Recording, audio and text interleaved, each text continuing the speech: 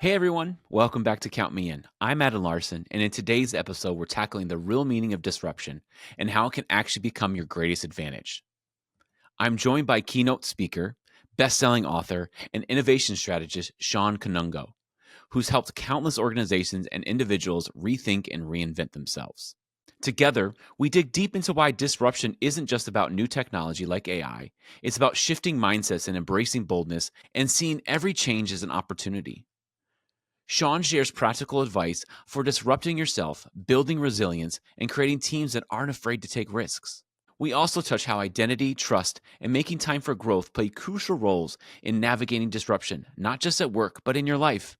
If you're ready to look at change in a whole new way, stick around. This conversation is for you. Let's jump right in.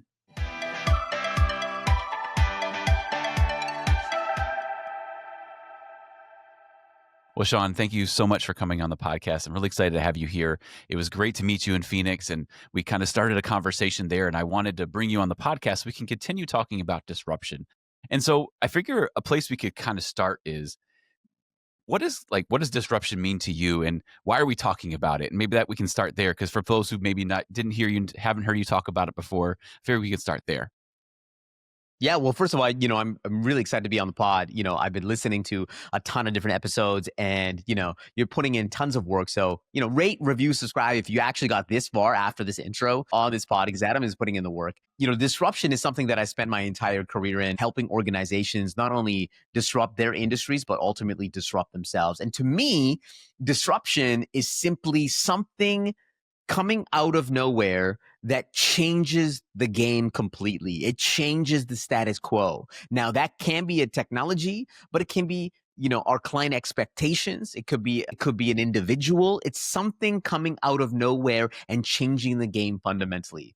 And the reason why I've dedicated my life to studying this idea of disruption is I believe that this is one of the greatest ways of creating opportunity. I really believe that disruption is not a negative, but it's really a positive. And we can leverage disruption to create new possibilities and opportunities and reimagine our careers and our industries. And when I was at the IMA conference recently in Scottsdale, I talked about AI being a disruptor and that creating opportunities. And so that's why I fell in love with the idea of disruption.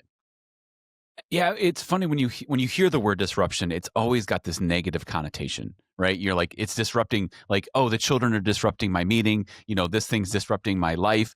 And so, how do you turn disruption from a negative to a positive? Because a lot of times disruptions are things that we don't want to happen. But what you're saying is it can be a good thing. Well, naturally, when something changes, our initial instinct is to think about, what went wrong, Yeah. or we're trying to deal with, we're trying to be more risk averse. And I know this audience, we have some incredible accountants. It's interesting because we are wired to be risk averse. And to me, one of the beautiful things about disruption is that it resets the paradigm. It resets the entire game. And I think what it allows us to do is to see an industry or an opportunity in a fundamentally new light. And that's what I love about disruption. We can think about something coming out of nowhere and changing the game. Now we have to, you know, we can think about it as a negative, saying, something's coming in, and let's take AI as a disruptor. It's something coming in and saying, wow, this technology is changing my role. It's changing how I do things. And what about all the things that I've learned, and think about all the credentials that I've gotten around this particular area of expertise. But then you can also look at it as a positive and say, wow, take a look at this technology and look at what we can create. Look at what we can build. Look at the number of opportunities that we can now have because of this technology. So it's completely a mindset at the end of the day. And to me, that's why I don't think that disruption is just about technology, but it's actually about flipping our mindsets and how we look at the world. And I know it's interesting when you've talked to other guests throughout this podcast, this concept of disruption has come up a ton, and maybe some folks have framed it as change. But I want to ask you, because you know your audience so well, why is it, and this is in my experience, especially when it comes to accountants, is that we're a little bit more risk averse, that we're a little bit more resistant to change, especially amongst this group. So I'd love to know, why is that? I think part of it is that element of control, especially for accounting and finance folks. They want control. They like to look at the numbers. They like to understand where things are going. And when disruptions come, you have to adjust that control. You have to adjust what you're doing. And I think it's scary. Disruption is scary. Change is scary. And I think a lot of times when I've spoken to different folks about change, disruption, it always starts with yourself, looking internally at yourself. And so and that as you were talking, it made me think about how many times that we have to disrupt ourselves first before we can see change around us. And like, because if you don't look internally first, you can't help your team. If you're not looking internally and looking at emotional, like your emotional quotient, like looking at how you respond to things and look at different things, unless you're looking at yourself and doing it first, you can never help your team get anywhere. Like I was just talking to somebody yesterday about burnout. And I was like, well, how can leaders help teams? And she's like, well, first you have to look inside yourself. And I think a lot of things go back to having the emotional intelligence to understanding where you are and then being able to move beyond that and grow. And so like when you're looking at like and so how can you how do and so what I wanted to ask you is, how do we get there? Like how do we say, okay, how can I disrupt myself? How do I start disrupting myself so that I can understand the disruptions that are happening around me and balance that? Yeah. So to me, disruption is, you can't disrupt yourself all at once. Yeah. I believe that this idea of, going down the mountain, this idea of going from 100 to 0. And to me, that's the ability to go from 100 to 90, 90 to 80, and continuously going down the mountain to reimagine, to reinvent, to be a rookie again. I think there's a number of strategies that we can take to go off and do that. Number one, it's really trying to adopt this rookie mindset. It's trying to come in, remember the first time that you came into a job. You're learning the processes, you're learning the people in fundamentally new ways. And it's approaching that day as a rookie. You're just hungry, you're absorbing everything. And when you're 20, 30, 40 years in a particular industry, that's tough to do again. But the way to do that is start at the bottom again. Take a day or take a week where you are resetting and you are going through your onboarding process again. Or ask the rookies on your team or the juniors on the team and actually do the work that they are doing. It's actually embracing ideas from the people that just joined your team or people that are not from your team. I believe that the most innovative leaders today are the ones that, and the ones that can disrupt themselves, are the ones that can say, hey, I don't know, or help me. It's another way of disrupting yourself. Another way of disrupting yourself is taking a process that you know today, that is tried and true, that you have been, it's been working within your business, and start an exercise where you can say, let's say I started this process from 0 today, knowing everything that I know about the tools and technologies that are out there. How would I reimagine this process? How would I reinvent this process? And what you might find is that there's a completely new way of reimagining how you do things, because you have a new technology or a new tool or a new approach of doing things. And so starting from 0 is such a great way of disrupting yourself. And so these are just some tactics of how to do that. Now, if you want to get really real when it comes to disrupting yourself, you have to tackle this idea of status. And status is ingrained in our DNA. It's ingrained in everything that we do. We develop these credentials, this expertise, this knowledge at the end of the day, and that has given us incredible status. To disrupt yourself means you have to disrupt your own status. You have to disrupt your own ego. You have to be able to let go. It's funny because my next book is really about this idea of disrupting your own status. It's a small part of my chapter 2 in my last book, but I love this idea of how do you continuously reinvent your own identity. And I believe that the greatest disruptors ultimately have this like identity diversification. They're able to tap into different identities, and it allows you to disrupt yourself, because when you are able to tap into other identities, you're not so attached to this identity that you have been building up for so long. And so I love that idea. It's funny you were saying that. As you were talking about becoming a rookie again, it made me think about how so many seasoned professionals, we have an ego to us. Like when you've been in the industry for 10, 20, 30, 40 years, you're like, I know my stuff. And so the idea of putting your ego aside and becoming a rookie again, it must be really difficult for people to do that, especially the longer you've been in an industry. Yeah, you get comfortable, right? I had this great partner. I used to work at Deloitte for 12 years, had a great partner, and he would look at a particular industry and he would say, uh, he would say this line that in a particular industry that is nostalgic, that has been running like a well-oiled machine for years and decades, he would say that those executives have gotten fat, rich, and lazy. They've gotten comfortable, and they've created incredible amount of status and wealth and success. And that is actually the most dangerous spot to be. The most dangerous spot to be is when you're at the top of the mountain and you don't want to change. The most dangerous spot to be is when you are accepting the status quo. And that's why in this world where everything is changing incredibly quickly, we have to be able to have this muscle around disrupting ourselves, because that's when we become mediocre. And so you have to be able to build this muscle of disrupting yourself. And also it connects back to that whole, like you're saying, having different identities. Don't let yourself be lost in one identity. And I think that happens the longer you do something. Like I remember when I was in my 20s, I was doing a lot of music at different places, and I thought of myself as only that music person, right? But then once that stuff stopped and I started doing other things, I had trouble changing from Adam the musician to Adam this or Adam that. And so as I've gotten different hats, I've learned to just like, hey, I'm still Adam. I just have this hat on or this hat on this day. And I think it's looking at it less of Adam the this. It's just I'm just Adam, and I'm Adam who's doing this today, and I'm Adam who is doing that tomorrow. And I think that's a better way to look at it. And maybe you can share a little bit how you've had to kind of unlearn and change and put those different hats on.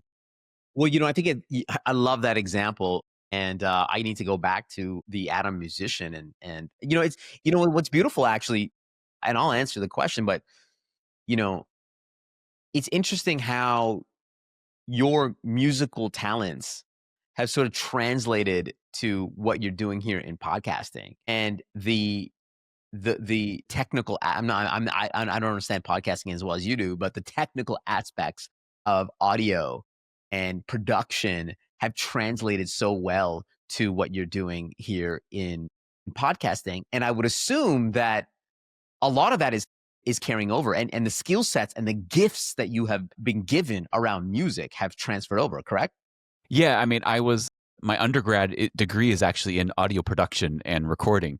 And so like I've been able to put those hats on and say, hey, I can podcast. And that idea of producing is you're taking all these like 50, 60, 70 different tracks and putting it down into one single, right, left stereo track that somebody can listen to and enjoy. And I think that's what I love. And I also am a huge fan of jazz music. And I think that's why I love conversation and podcasting, because it's like that improvisation of when it's your turn to play, you're just figuring out those notes and seeing what comes in that moment. And when you're in sync with a band, and the music that comes out that wasn't rehearsed, that you just kind of seeing what happens in that moment, that's what I love about having these conversations is the jazz of it all, of not knowing what you're going to say and how am I going to respond. I don't know, but as it's coming, then it just comes, and it's amazing to see how that synchronization comes together. Yeah, yeah, no, it certainly is beautiful. I mean, and by the way, going back to your question, I think at a very young age, get questions like, "What do you want to be when you grow up?" And I'm guilty of this when I ask my kids too. What do you want to be great when you grow up? And we attach this identity to the work, right? It is so ingrained in what we do. We don't ask kids, who do you want to be? We ask them, what do you want to be? And when we grow up and we go to school and we go into university, we say, what do you want to do in your career? On LinkedIn, it shows you what you do. And I think the more that we detach ourselves from what we do and attach ourselves to why we do it or our missions, that to me is one of the ways that you can have identity diversification. For me, my mission is to empower individuals to be bolder. Now, I can do that through content. I can do that through books. I can do that through education. I can do that through different means. But I don't want to be tied to just one thing. But I can still have a North Star of, why I do what I do. And, Adam, it's really interesting. Like, over the last number of months, I've been going to a lot of funerals. I don't want to get too deep on this. I mean, we're already getting deep on this podcast. Yeah. And I have this I've had this realization just going to all these funerals with my mother. A lot of our friends are passing away, and I've been sitting there with my mother and listening to everyone deliver these eulogies and saying nice things of the people that died. And one of the most remarkable things about listening to everyone and how they talked about the person that just deceased is that they never mention anything to do with their status. They never really mention their jobs. They really never mention their accomplishments. They never really mention their knowledge, the fact that they got their corner office or whatever it might be. What they talk about is how they made them feel. They talk about the funny stories that they've had. They talk about how this person created value in their relationships or in their community at the end of the day. The achievements, the accomplishments, all the things that we're thriving and striving towards are not even mentioned. And so at the end of the day, that stuff actually really doesn't matter. What really matters is how are you creating value for yourself and others. And I don't want to get too philosophical here, but it's like at the end of the day, what you do doesn't really matter. It's really, how you make people feel. And I think this is such a great way of going through life because it allows you to detach yourself from the actual work and allows you to take more risks. It allows you to try more experiments. It allows you to embrace disruption. When something comes at you, you're not so attached to this expertise and this knowledge that you've gained over the last number of years, and you're able to play with it and experiment with it and to do more things with it. So I guess in the grand scheme of life, it's such an important thing to remember that the reason why you do things is so much more important as to what you actually do. Hmm. I really like that. And, you mentioned funerals and talking about a disruptor, grief. Grief is one of the biggest disruptors that can happen in our lives. But I think going back to what you were saying, like where when people are when you're at a funeral, you're talking about like how they made you feel and the fun things you did together. When you're in those moments and you're hearing those things about, especially if you're close to whoever passed away, it really disrupts your thinking and kind of puts in perspective what's really important in life. Yeah. And so when you Yeah, get to that exactly. moment, yeah. Yeah, exactly. Tying this back to this idea of innovation, it's interesting. There's this during the Roman Empire, there used to be this thing called a Roman triumph. After Rome's military victories, the successful general would parade down the street in spectacular fashion, showcasing all the spoils of war, gold, exotic animals. It was an incredible parade. And at the back of the chariot, there would be a slave. And the sole job of the slave would be to whisper in the ear of the general. Now, this was the most important day for the general. This was the day that bestowed the most status to the general. This was the day that every kid, every person in that crowd would love to have, to be at this moment when the general was having this parade and they just came back from this incredible victory. And the sole job of a slave would be to whisper in the ear of the general, remember you will die. It was to remind the general that life is short. It was to remind the general at the highest point of your life is that you will die. And to me, that's such a beautiful thing because it's a reminder that tomorrow is not given. And it's a reminder that you have to actually continuously disrupt yourself. You have to continuously innovate because, tomorrow is not given. And I think that's such a beautiful moment where you're at the peak of your powers. And it's a reminder that, it could be taken away tomorrow. So that's why you always have to be in the mud. You always have to experiment. You always have to innovate. You always have to see what's coming at you because tomorrow is not promised. So how do we get to that place of boldness? Because sometimes people are afraid to be bold because maybe because of things that they're dealing with themselves and they may feel like an imposter or they feel like I'm not ready to be there. But we kind of need that boldness to do what we're talking about. Yeah. You know, the entire world was built by imposters. The idea that I wrote this book called The Bold Ones, and in the book I do this deep dive of individuals that really disrupted their industries. And the one insight that I got researching all these bold ones is that every single one of them did it scared. You know, we have this idea that all these incredible disruptors have this incredible confidence, and they're going into all these industries, and they're remaking their careers and their jobs and their industries. When the reality is that they did it scared. And to me, the way that you become bold is you can't do this overnight. It's a muscle that you build every single day. Boldness is just made up of receipts. It's waking up every single morning and saying, hey, how do I try that new AI tool that guy was talking about? It's waking up every single morning and say, hey, how do I have that difficult conversation with a colleague that I've been waiting to have? It's waking up every single morning and saying, hey, I would love to start that new project, that new initiative.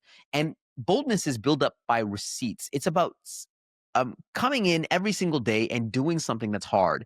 And over time, you build this identity around boldness. It's like going to the gym. When you go to the gym for the first time, um, when you don't identify yourself as a fitness enthusiast, you just went to the gym on January 1st. But over time, as you build a habit of going to the gym every single day, at some point, I don't know when this happens, Adam, but at some point, you will identify yourself as a fitness enthusiast. You will identify yourself as a gym bro. When do you become a gym bro? When does that happen? Well, it happens when you go to the gym every single day, consistently over time. And I love that idea of identity. When do you identify yourself as someone that is in this thing? And it happens through receipts.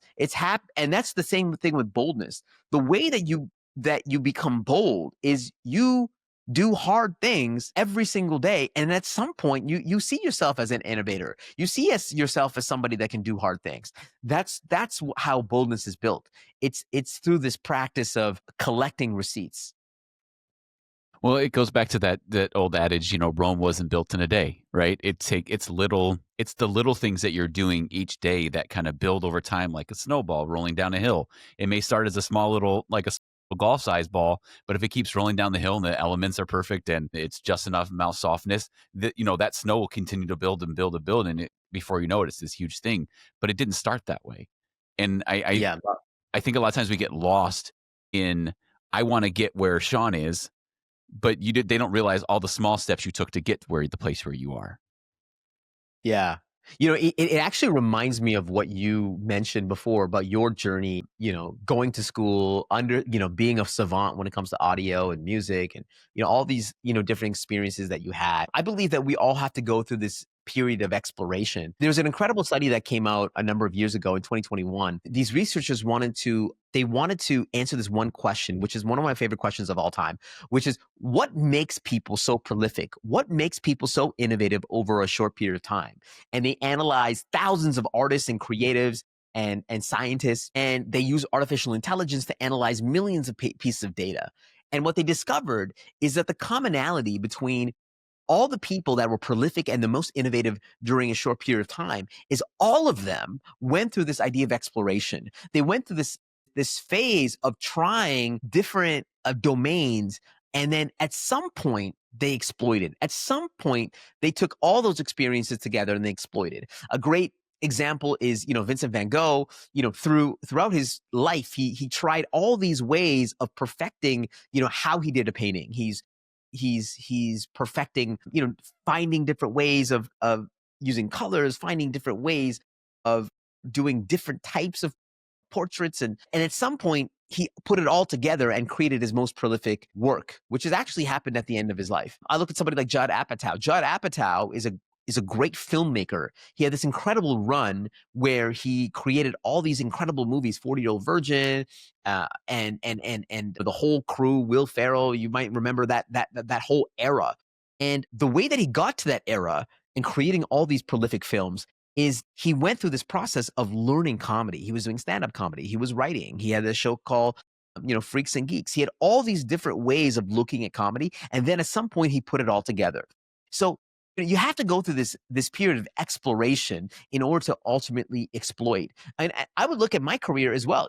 I spent, my career in accounting and then in consulting and helping organizations with digital and innovation. So I had that consulting side. I also had some friends where we actually created films. And so we would create short films that we would put into film festivals. Then I was also creating my own digital apps. So learning how to code and learning how to design. And, at some point I put all those things together through film and consulting and storytelling and digital into what I'm doing right now, which is really focused on, empowering people to be bolder really through content, whether it's through keynotes or brand deals or books or podcasts or media and entertainment. Like, the only reason why I was able to do all of this is because I went through this incredible period of exploration. And many people would say that this is a waste of time. Many people would say that, you're floating or you're not focused. But the idea is that you build all these gifts over time, and then at some point you exploit them. And I think that's what you see throughout history is that the greatest folks, that's what they did. Yeah. Well, and it reminds me of something you said in Scottsdale was work scared until you become scary.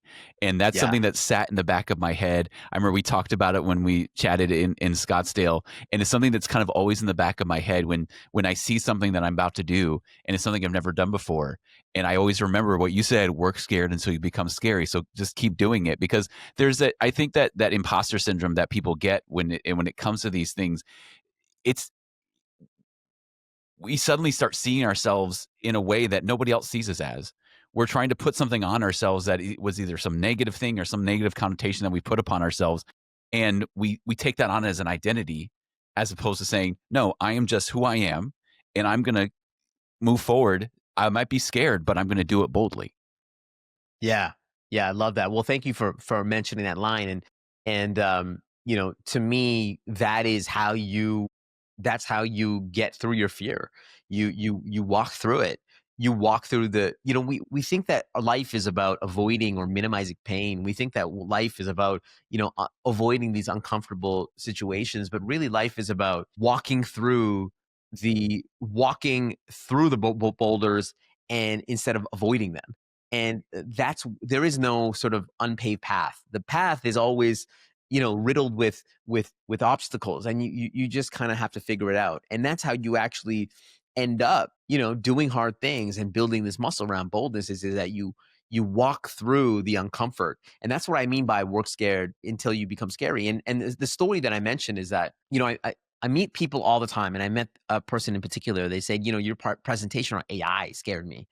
And I said, that was not my intention. I said, which part of the presentation scared you? She said, all the stuff that you're talking about that AI can do, like data analytics, like that's part of my job. That's part of my livelihood. And then I remember asking her a question. I said, um, how much time have you actually invested in this space? She's like, not much. I played around with ChatGPT when it came out. And I said, the reason why you are scared is because you haven't put in the work yet. Every single person that I've seen immerse themselves in this technology that becomes proficient with it, builds a muscle around it. Not a single person has ever said that this is going to take their job. Every single person that immerses themselves in the technology says, what can I build? What can I create? And my belief is that if you are scared of this technology or anything, my advice is to work scared until you become scary.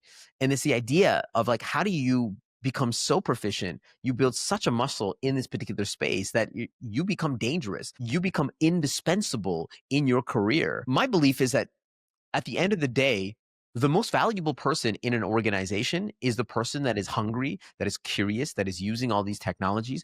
And that's the most dangerous person in any organization. And that's how you become truly, truly indispensable, is when you are willing to sort of disrupt yourself. That's the most indispensable individual. It makes me think of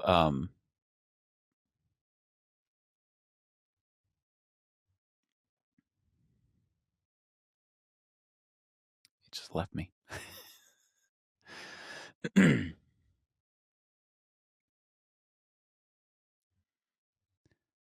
When I think of AI, it's probably the biggest disruptor that's happening, in our fields right now. And there's something that I've started saying, when you said like putting the time in. And there's something I've Yeah. started saying instead of saying I don't have time for that or I haven't had time for that, I've started saying I haven't made time for that. I haven't made time for that. Because when you think about the amount of time in a day and maybe you worked from 9 to 5 and then from 5 to 6 maybe you did dinner and maybe you spent some time with the kids and then maybe you sat and watched TV for 3-4 hours. That's the things you made time for. And some of the things like if you work a regular job, you have to make time for that job. And then if you have a family, you have to make time for the family. And if you want to do other things and want to learn things, you have to actually make that time. You have to put the time in. And I think that's something I've tried to get away from instead of making the excuse of I haven't had time.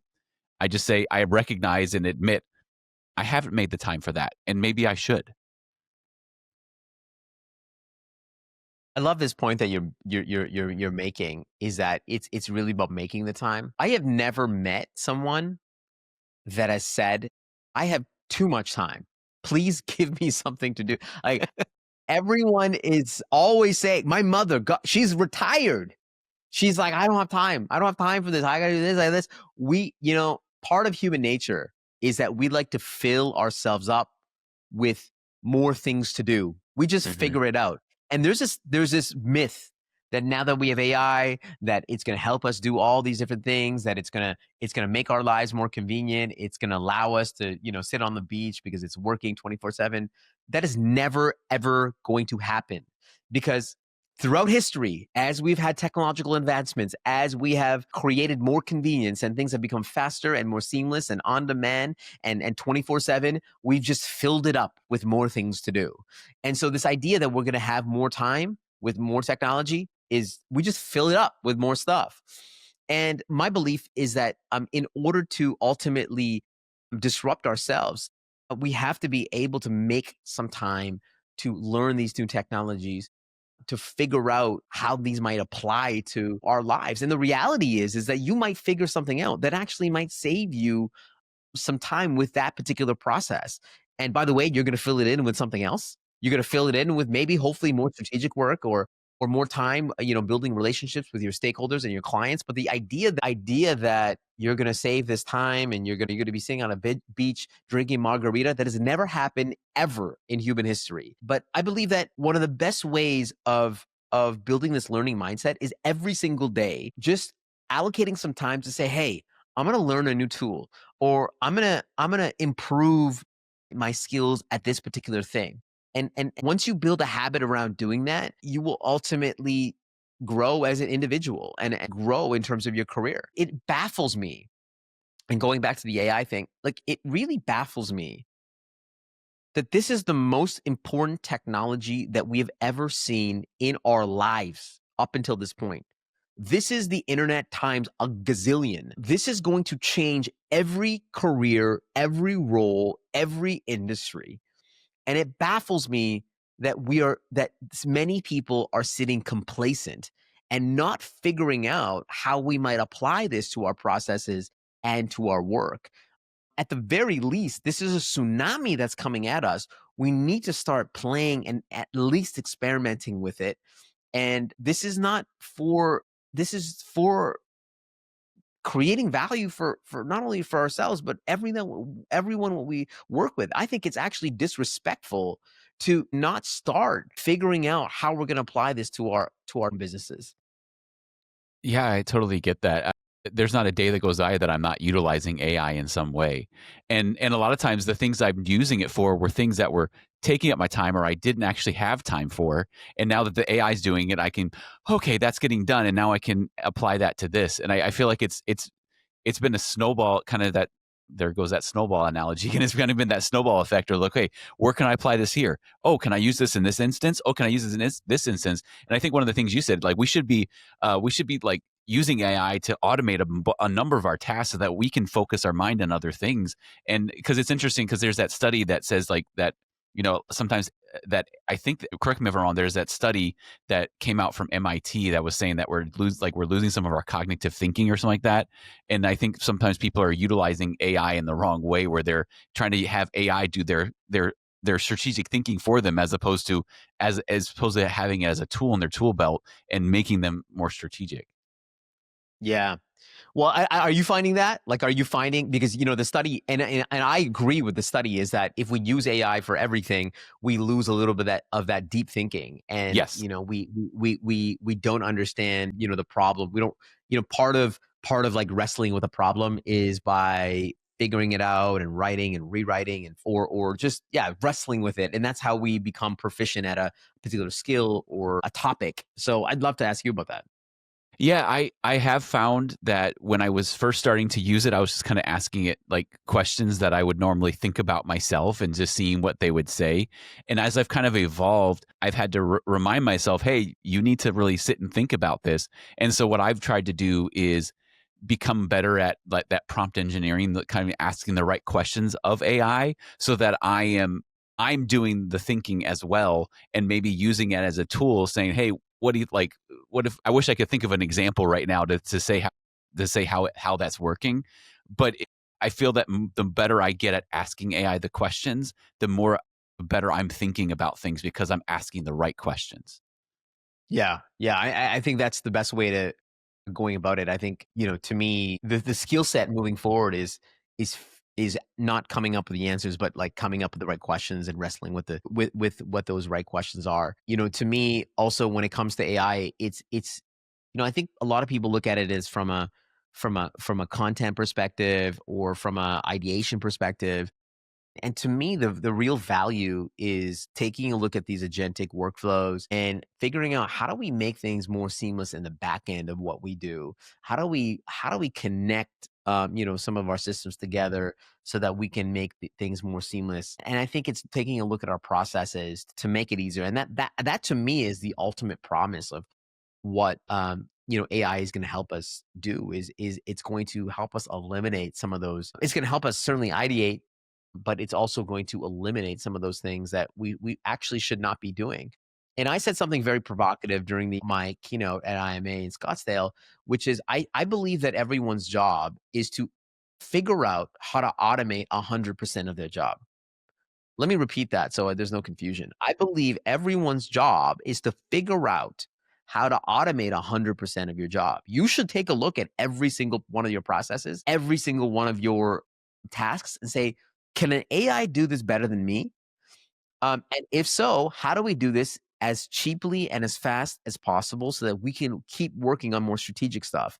And this idea that you're going to automate yourself out of a job, I've never heard that in my entire life, that someone that has automated 100% of their job is going to be irrelevant in their firm or their organization. It's impossible. You actually become the most valuable person in your organization by doing so. And so that to me is the mindset that we have to have. And I think hopefully we will realize that every job is going to change because of AI. And the job that we look at today as an accountant, as a finance professional, it's going to be fundamentally different in 5 years. I was talking to a small business owner recently, and we were actually talking about the subject of mentoring. But afterwards, we were talking about because she has a small business where she helps consult and does some different things. And she was mentioning how she had started utilizing agentic AI for her marketing, and because in the past, because she's a small business, she never really had a full-time marketing person. It was just somebody else who was doing other things. It became their job to do the marketing as well. And what it allowed her to do is it freed up that person to do better at the job they were doing because they weren't doing two or three people's jobs. And the using the agentic AI to do the marketing, has helped her grow her business because this is her consulting business. So she's able to get out there more in ways that she wasn't able to before because that person didn't have the time to do those things or just didn't have the knowledge. And so I think people are afraid of the agentic AI because those are the ones that are saying, oh, those are going to take all our jobs. But it's not. It's actually freeing people up to do better things. Yeah. Yeah, love that. And I believe that today, in that particular example, it today I believe that one person has way more power than ever before. We live in a world of what I call infinite leverage. So leverage is this idea of how can you do more with less. And to me, leveraging AI agents or these large language models or software or media. All these things give us leverage. And so the fact that one person, a solo entrepreneur, can do so much more with way less is incredibly inspiring. And so I think, in this example that you actually gave up, it's like she's now going off and doing things and growing her business. She might even have to hire more people because it's like we're getting more business in. So the punchline is that this actually might create more jobs while people are becoming more productive. And I think the thing that we forget about business is that in 100% of most businesses, we live in a competitive nature. So, at some point, we're talking about AI. AI is going to be electricity. At some point, everyone is going to have it. In fact, for example, a number, and I don't know when this is going to drop, but like a couple of weeks ago, ChatGPT rolled out GPT-5 to everyone around the world. And I think the most interesting part of them rolling out GPT-5 to everyone around the world is that everyone around the world now has the latest model for free. Everyone has the smartest assistant in human history in their pocket for free. And so what that does, it levels everyone up. Yeah. I might be in a room where, I have someone here, they got an IQ of, 160, got someone else here, an IQ of this and that. And, I try to be the dumbest person in every room that I'm in. But the reality is that guess what? The AIs are all smarter than anybody else in this room. And everyone's IQ has just leveled up to the same level. So what's the differentiator now? Well, the differentiator now is not about intelligence. It's really about boldness. It's about hunger. It's about curiosity. It's about imagination. It's about, collaboration with others. That's the differentiator. It is no longer intelligence. And I think the world is now leveled up because of AI. And I think this is a beautiful thing. It really has. And we can't have this conversation without thinking about, leaders who might be listening to this conversation. And what advice would you give to somebody who say, I want to create an environment, a culture in my organization where, experimentation, failure, they're celebrated. And so those are things I want you to do because I want us to grow as an organization. And unless you're failing, you can't really grow sometimes. Because if you're always the top, like you said, the people, the executives who've grown fat, who've grown lazy, who just have all the money, they're not really the ones who are going to go and say, I'm going to be a rookie again and learn something new. Yeah. I think in my experience working with hundreds of organizations and trying to adopt the culture of experimentation and innovation, I think there are a couple traits that are required. Number one is really around this idea of trust. And my belief is that the most innovative organizations in the world have this deep trust amongst their team members. There is a care amongst the people on the team. And when you care about other people, actually you're more willing to take a shot. You're more willing to take a risk because you're working with other people that really care about who you are.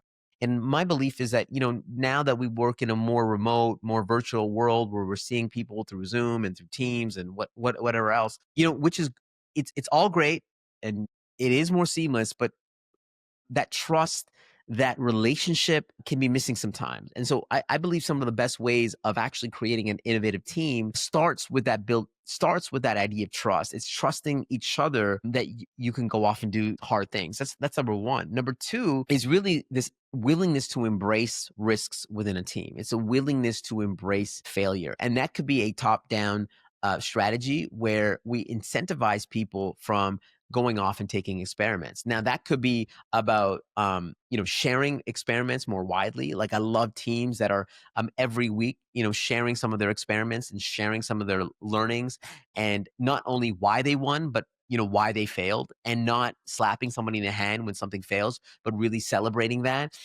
With some really cool organizations that they've seen is that they have a failure award. They give out an award for people that are actually going off and taking shots. And I remember this one story where I was leading a lot of our innovation initiatives at Deloitte, and truth be told, a lot of experiments that we were trying were ambitious attempts, failed experiments. And I remember I was in a room where we had all the senior leaders within the firm, and One of the leaders, his name is Dalibor, he was talking about all the innovations that we were doing, and he was really crediting me and my team. And, I was thinking to myself, a lot of stuff that we tried were a lot of failed experiments. But I remember him asking everyone in the room to stand up and give me a standing ovation for the work that we were doing. And I remember I was sitting there and I didn't understand at the time because I felt a little embarrassed because it's like not everything that we've done was really a winner. And I didn't understand it at the time, but I understand it deeply today, is that when you incentivize people for taking shots, they will go off and take more shots. When you give a standing ovation to someone that is willing to take attempts, they will go off and take more attempts. And so that is a culture that really incentivizes experiments. And so this combination between building trust of marketing and sharing out those learnings to truly incentivizing people, and it doesn't have to just be through money, but it could be through status, it could be about celebrations of in different ways. That's how you start to build the tenets of a culture of innovation, and that's what I've seen with some of the winning organizations around the world. Have you seen teams like that you've worked with? Have you seen teams that have been able to kind of balance that tension that between remote work and in-person work and building teams in those spaces where, especially when there's hybrid environments where maybe there's some people who go to the office more and a lot of some people are remote work more, and sometimes out of sight, out of mind happens in those, especially when those things are first happening. But I think we've moved beyond that a bit because of COVID, because we all kind of work from home a little bit. But how have you seen kind of people balancing that tension? My observation is that it is possible to create an innovative environment in a remote world only if you started doing that in the first place, right? If that's part of your existing culture and if it's part of your DNA already, and if you are a digital first organization that I've seen work. An example is I remember talking to some of the leaders at Slack, and they have been able to and I have a friend that works at GitHub. They because those organizations are sort of digital first, and that has been infused in their DNA. They've been able to do that. But I would say the vast majority of organizations have that's not in their DNA. They did come into the office. That was part of their culture, or they require more collaboration. So most of the organizations in my mind need to be in person and need to be working together to work on hard problems. I remember this incredible story from Johnny Ive and Johnny Ive is one of the designers one of the former designers at Apple and credited for a lot of Apple's innovations working with Steve Jobs. I remember he was on stage recently with at a Stripe conference talking about this idea of they were designing products for humans. And when you design products for humans, you need to be incredibly in touch with what people want and need. But also working with a team, you have to be in the right environment to work on these problems. So every few weeks, what they would do is they would not only have meet in person, but they would actually meet at someone's house. They would periodically go to people's houses. And what was really fascinating about this experience is that, when you invite somebody, and I have this when somebody comes to my house, there's this incredible anxiety right before someone comes to your house. Like I yell at my kids, I'm like, guys, someone's coming to our house. Make sure it's clean. So we're all cleaning up, before our house, before someone comes, we make sure that we have a plan of, what we're going to serve. There's an incredible amount of care when someone comes into your home. And when you invite people into your house, the discussions that you have, the energy that you have, the care that you have for each other is incredibly more rich than when you go to work. When someone comes to your house, we do this in Canada. I don't know if this happens everywhere in our culture. You take off your shoes. When you're hosting, you ask them if you want a drink. You ask them, hey, we're starting, our appetizer lunch. Like there's this level of care that happens.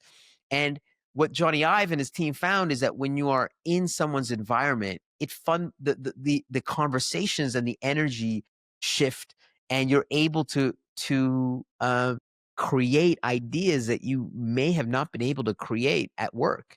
And so I guess the punchline is that some people like remote work, and then some people like coming to the office, and then there's people that are like working in people's homes, which is the extreme version. And actually, each one can work depending on what type of business that you're in.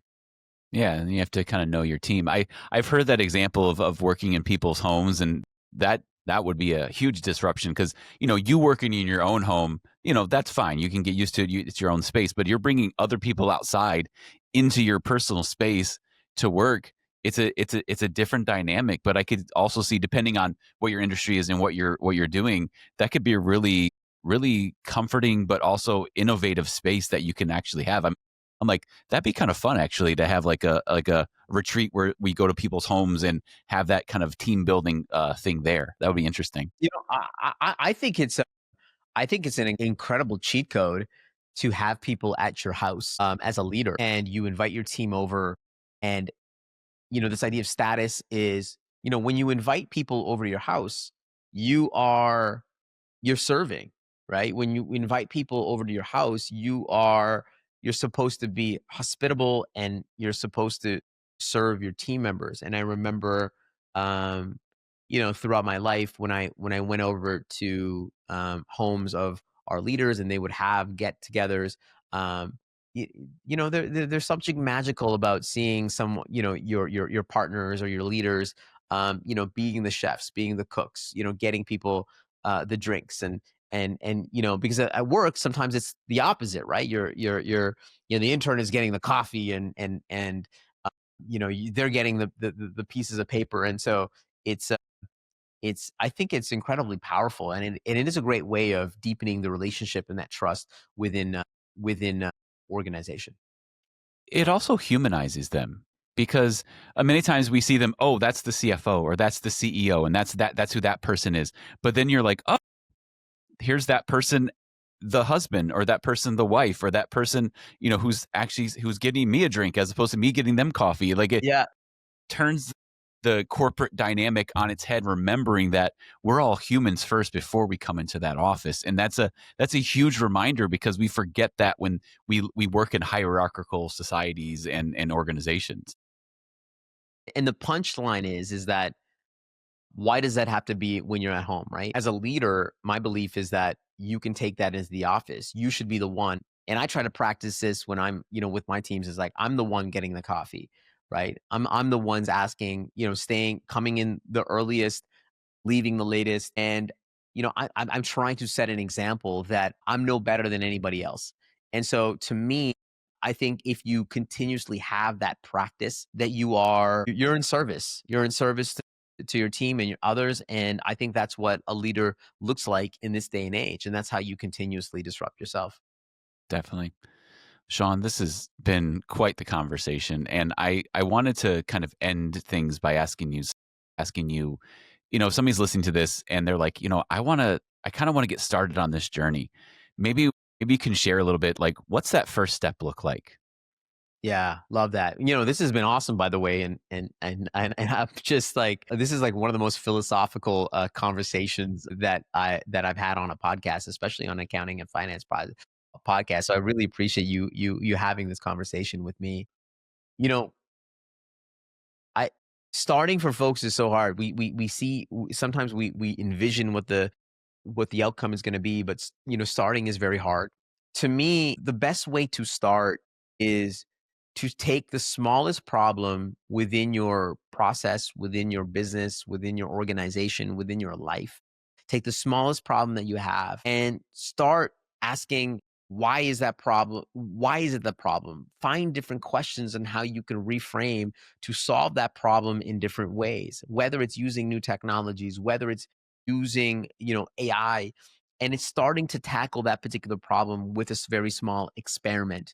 And by starting small with a very small problem and a very small experiment, and defining that with a very small sprint, you're going to start to challenge yourself in new ways. And to me, building that muscle to start is the greatest way of doing anything. People always ask me, how do I start an AI? What tool should I use? Right. And I go back to the gym analogy. It's like, there is no best tool. There is no best technology. There is nothing. There is nothing. There's no, it's like going to the gym. People are asking, what is the best machine at the gym? There is no best machine at the gym. The point of going to the gym is that you pick up any machine and you start using it. And the point is that you come back the second day, the third day, the 53rd day, the 525th day, and that the tools become lighter in your hand. So pick up any tool and just start using it. And the punchline is that when you go to the gym, there is one machine that is the best machine, and that's the machine that scans you in. So just start picking up any tool that aligns with a particular problem that you have and start building it, and then pick up another one. And that's how you build this muscle over time. So that's how you go off and start. Awesome. Well, Shawn, thank you so much for coming on Count Me In. I know I've appreciated our talk and our chat, and I hope our listeners have appreciated it as much as I have. This has been an honor to be here. The work that you are doing is incredible. And if you haven't registered or rated or reviewed or subscribed yet, please do, because Adam and the team are putting in incredible work. Thank you so much for having me. It was a pleasure. This has been Count Me In, IMA's podcast, providing you with the latest perspectives of thought leaders from the accounting and finance profession. If you like what you heard and you'd like to be counted in for more relevant accounting and finance education, visit IMA's website at www.imanet.org.